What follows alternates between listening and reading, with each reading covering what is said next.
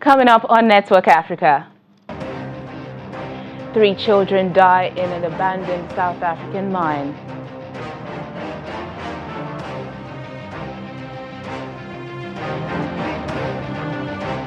Ugandan opposition lawmaker Bobi Wine calls for mass protest against the actions of police and other state injustices meted out on Ugandans.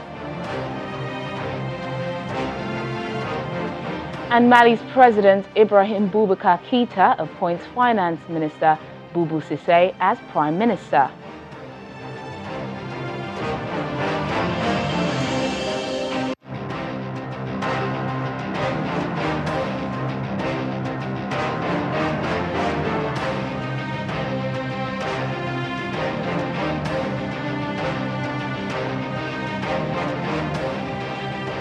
Hello and a warm welcome to the program. I'm Teniola Shovoale. We begin today in South Africa, where police say 3 children have drowned in a flooded illegal mine in northern Limpopo province. Reports say the parents of the 3 boys, aged between 7 and 9, began looking for them when they failed to return home on Sunday evening.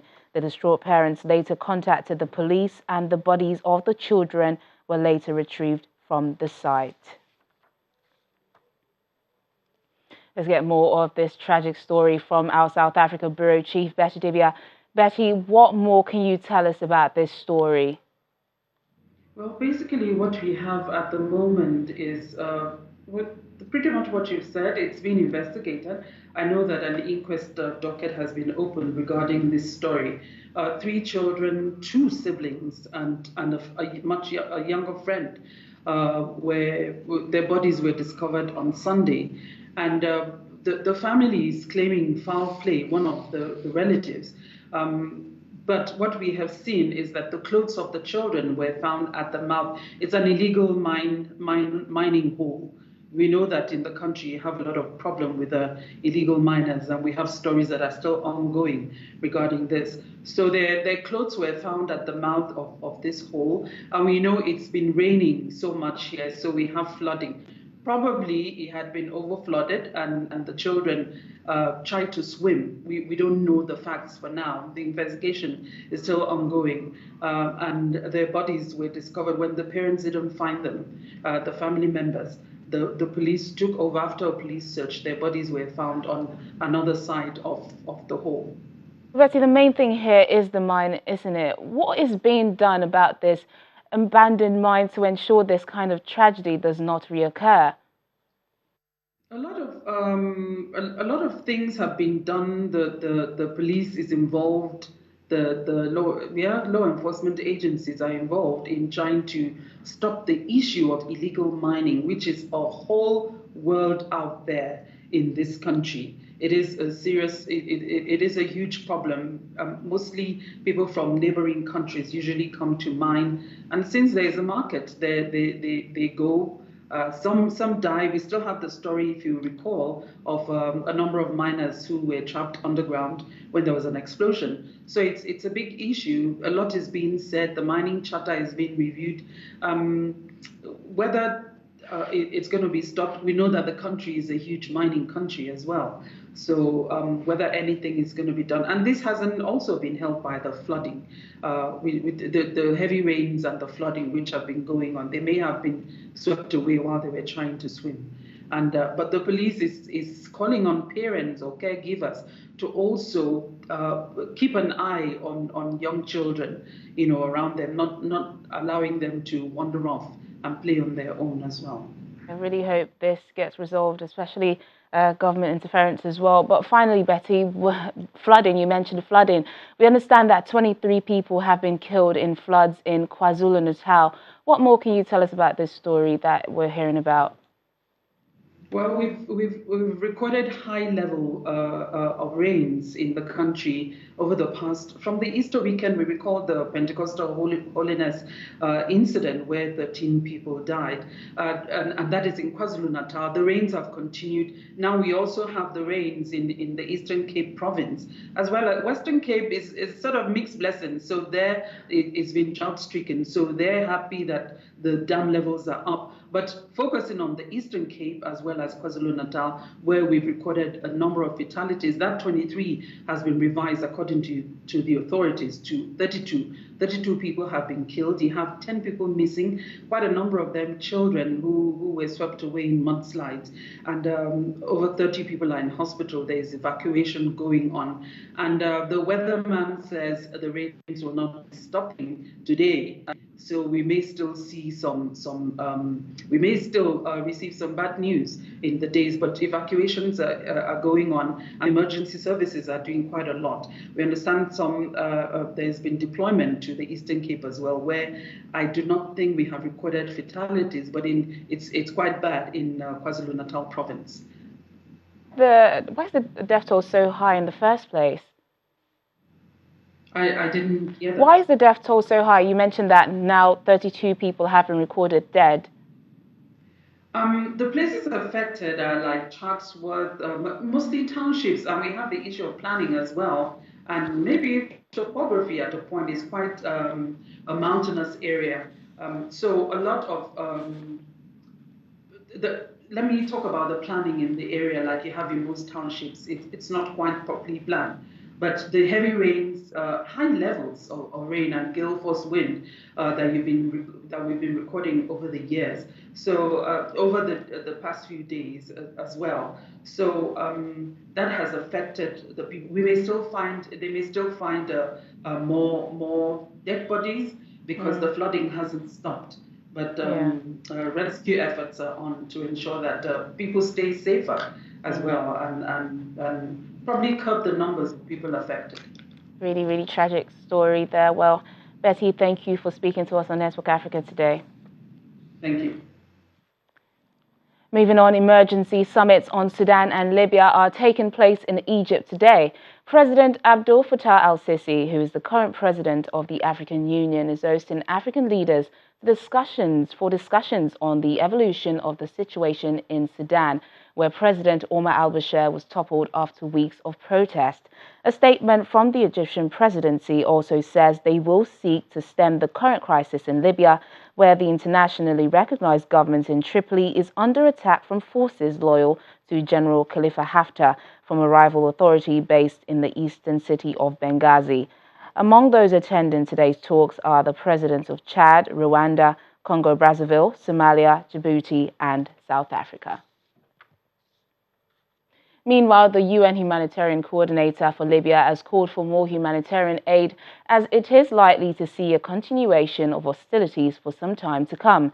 Speaking to reporters in New York via teleconference from the Libyan capital, Mrs. Ribeiro says 3 weeks of fighting have displaced some 35,000 people in Tripoli, adding that displacement is increasing every day.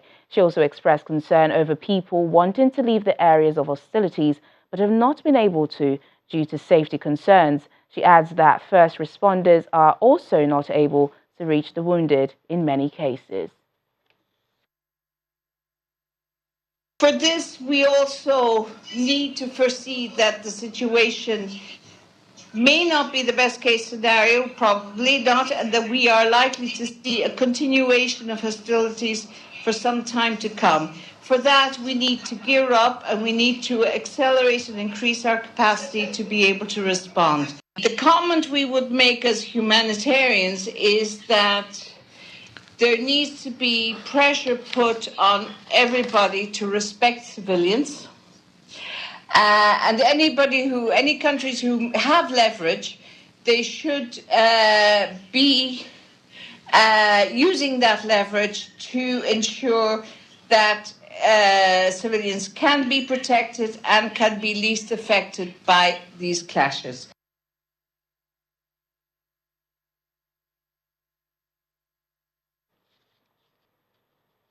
Now, Mali's President Ibrahim Boubacar Keïta has appointed Finance Minister Boubou Cissé as Prime Minister, days after the government resigned following pressure to respond to the vigilante massacre of about 160 Fulani herders, which shocked the nation. Mali's former Prime Minister Soumaïla Maïga and his government resigned last week after they came under fire for failing to disarm militias and beat back Islamist militants stuck in the violence that led to the Fulani massacre. Both Mali and neighboring Burkina Faso have been hit by the spike in hostilities fueled by Islamist militants seeking to extend their influence over the Sahel, an arid region between Africa's northern Sahara Desert and its southern savannas. Mali has been in crisis since a rebellion by Tuareg and allied jihadists took over half the country in 2012, prompting the French to intervene to push them back the following year. Now, Ugandan opposition lawmaker Bobi Wine has called for mass protest against the actions of police and other state injustices meted out on Ugandans. He was reportedly taken by force by police who blocked him from holding a press conference in the capital, Kampala. This comes after police prevented the singer-turned-politician from holding a planned music concert at his private club, citing security reasons. Bobi Wine has had frequent run-ins with longtime President Yoweri Museveni's administration. The MP's arrest and alleged torture by security forces last August led to international condemnation, including a petition from pop stars for his release. Bobi Wine recently announced that he will challenge Museveni in the 2021 polls. African Affairs analyst Ejeta Otionoyo joins us live on the program to further analyze this issue. Thank you for joining us on Network Africa. Pleasure to be here, Tenny. So Bobi Wine good afternoon. Bobi Wine was quite prominent last year and now he's back in the headlines. What do you make of his call for mass protests and strike against the police? There has to be a starting point to stoke up the necessary opposition towards the long stay of Yoweri Museveni in Uganda. And I guess Bobi Wine is becoming the rallying point among the young Ugandans on the need for a change of government that has been there for 34 years and the prospect of staying for another 45 years. There has to be a rallying point. And so it's presenting the platform, which is quite good for Ugandans. Do you think we could see what's been happening recently, like in Algeria and Sudan, happening in Uganda? Absolutely. I think that's the bedrock of this groundswell in opposition against the current government there. What has happened in Sudan and Algeria is beginning to replicate in Uganda. And you will notice that the same thing that happened in these two countries you just mentioned, where the constitution was changed and that the Supreme Court also came up to say that it was okay for the cap on the age of the current leadership to be removed so that they could continue to run. Sudan was able to stop it. Algeria was able to stop it. So the Ugandans should be able to stop this. That's it. But do you think Bobi Wine is the man for the job, though? Well, but there has not been an alternative. Bobi Wine has come up stage to say that he's willing to present the platform or give the platform for young Ugandans to take over the leadership of the country. And you will notice that he's paid a very good price since last year when he raised the rallying point for the people to oppose the change in constitution. He was battered and he's back again. And he's not doing badly, if you ask me, Tenny. Does he stand a chance, though? He said that he's going to challenge President Yoweri Museveni in the 2021 polls. Does he stand a chance at succeeding? He may not be the person to take over from Yoweri Museveni.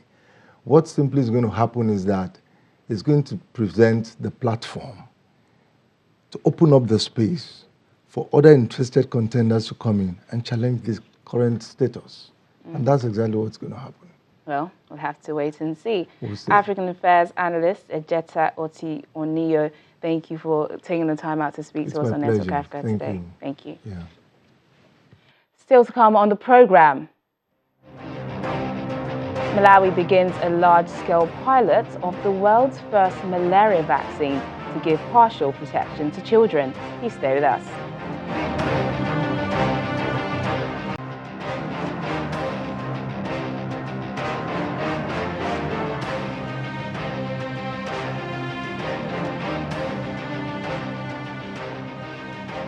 Welcome back. A large-scale pilot of what has been called the world's first malaria vaccine to give partial protection to children has begun in Malawi. The vaccine trains the immune system to attack the malaria parasites, which is spread by mosquito bites. Earlier, smaller trials showed that nearly 40% of the 5 to 17 months old who received it were protected. Experts say malaria cases appear to be on the rise again after a decade of success in combating the deadly disease. Let's get more on this story now from medical doctor, Dr. Bukola Asaho.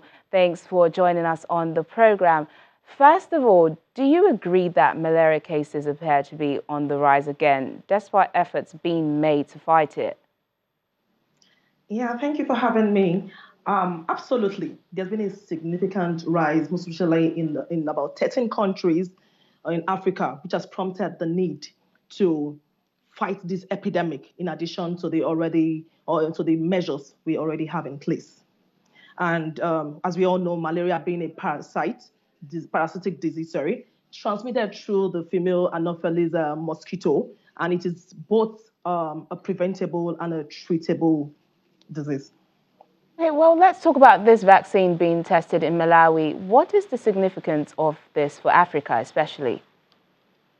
Yeah, the innovative child malaria vaccine, which has Yeah. been recommended by the WHO after 4 years trial. Malaria actually remains one of the world leading killers, claiming the life of one child every 2 minutes. And most of these deaths are in Africa and affecting mostly children less than 5 years of age. This vaccine has been noted to prevent 4 in 10 cases, which accounts for 40%, which is a good one. And however, the benefits outweighs the potential risk. This will, the significance will help reduce the 5 deaths, also reduce the burden of treatment as regards man hours, as regards costs of treatment, and also it will help reduce the incidence of malaria at large. Okay, well, you mentioned the risks. What risks do you mean? Sorry? When you said that the risks outweigh the benefits, if I believe, what risk does this vaccine potentially have? Yeah, not necessarily a risk. It's just that it will. There's no certain fact that these individuals have been vaccinated won't eventually have malaria All right. infection. Okay, thanks for clarifying that. Finally, well, you mentioned treatment. It does seem like the malaria parasite is becoming resistant to most of the drugs available right now. What's causing this, and what can be done to remedy the situation? Apparently, we have 2 major species responsible for resistance. We have the Plasmodium falciparum, and we have the Plasmodium vivax. The Plasmodium falciparum is resistant to nearly all anti-malaria except the ACTs, which is commonly known. That's the artemisinin-based combination therapy.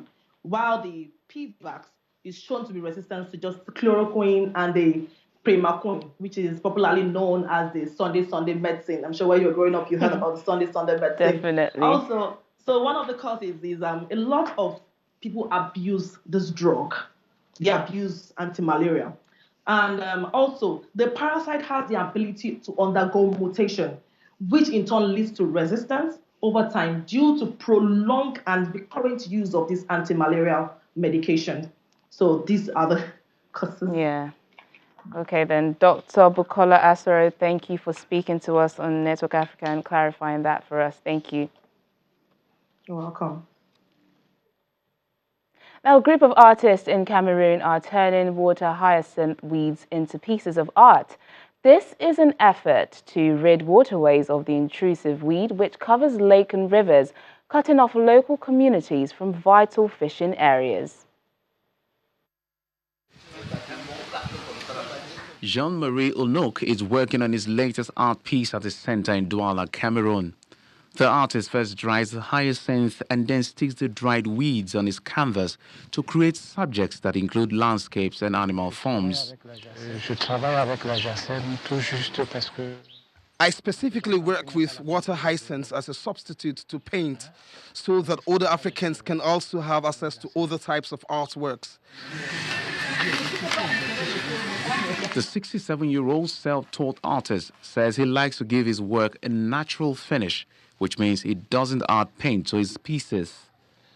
His artwork sells for about $100 and above, depending on the size and complexity of the piece. At the Samuel Dipoko Art Gallery in town, various artworks made from hyacinth are on display, including some done by artists from the Art Center. The center, which is run by a group of artists and other partners, wants to help manage the spread of the weed by getting more people to make various hyacinth products for sale. Water hyacinth remains a tenacious weed in various African countries, including Uganda, Kenya, Nigeria, and Tanzania. The large violet flowers form a floating mat that chokes marine life and reduces fish population. Instead of removing these plants and throwing them away as waste, artists here process them into interesting products and manure for farming.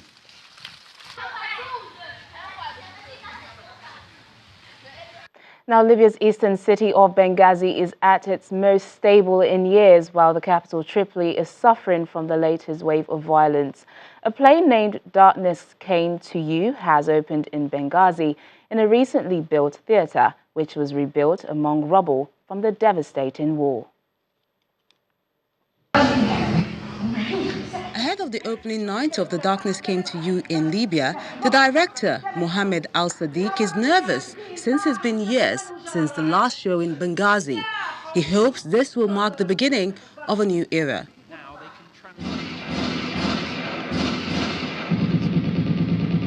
The opening of the play is the opening of a conversation. The moment we're able to hear each other again. It's a chance to see the pain of our citizens. It's life.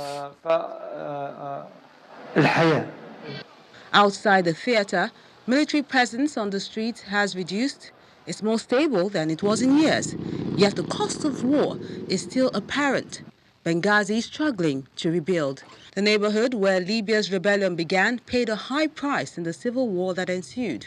It's only now the revolutionaries are finally returning, albeit to mostly ruined homes. Walid Garina's house was seized by Islamists fighting in the post-Gaddafi power vacuum and was heavily damaged as General Khalifa Haftar's forces pushed him out. To Walid, it was an eye-opener. I'm happy it happened. It gave us safety and security. Slowly, it will get better. The country must be stabilized first. Without that battle, I don't think we'll be alive today.